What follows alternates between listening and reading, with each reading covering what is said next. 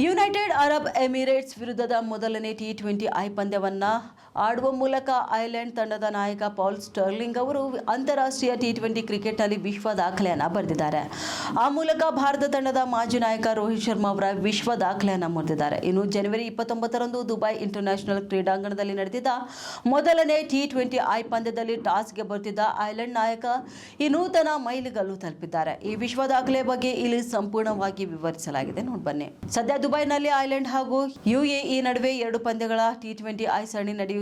ಆ ಮೂಲಕ ಭಾರತ ಹಾಗೂ ಶ್ರೀಲಂಕಾ ಜಂಟಿ ಆತಿಥ್ಯದಲ್ಲಿ ನಡೆಯುವ ಟಿ20 ವಿಶ್ವಕಪ್ ಟೂರ್ನಿಗೆ ಈ 2 ತಂಡಗಳು ಅಭ್ಯಾಸವನ್ನು ನಡೆಸುತ್ತಿವೆ. ಚುಟುಕು ವಿಶ್ವಕಪ್ ಫೆಬ್ರವರಿ 7ರಂದು ಆರಂಭವಾಗಲಿದ್ದು, ಅಂದಹಾಗೆ ಪಾಲ್ ಸ್ಟರ್ಲಿಂಗ್ ಅವರು ಅಂತಾರಾಷ್ಟ್ರೀಯ ಕ್ರಿಕೆಟ್ಗೆ 2009ರಲ್ಲಿ ಪಾದಾರ್ಪಣೆ ಮಾಡಿದರು.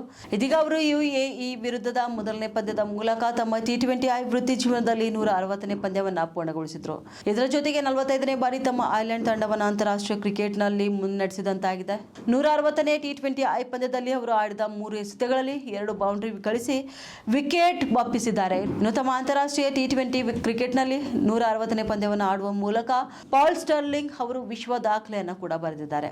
ಟಿ20 ಕ್ರಿಕೆಟ್ ಇತಿಹಾಸದಲ್ಲಿ ಅತಿ ಹೆಚ್ಚು ಪಂದ್ಯಗಳನ್ನು ಆಡಿದ ವಿಶ್ವದ ಮೊದಲ ಬ್ಯಾಟ್ಸ್ಮನ್ ಎನಿಸಿಕೊಂಡಿದ್ದಾರೆ. ಅವರು ಆ ಮೂಲಕ ಭಾರತ ತಂಡದ ಮಾಜಿ ನಾಯಕ ರೋಹಿತ್ ಶರ್ಮಾ ಅವರ ವಿಶ್ವ ದಾಖಲೆಯನ್ನು ಐರ್ಲೆಂಡ್ ನಾಯಕ ಇದೀಗ ಮುರಿದಿದ್ದಾರೆ.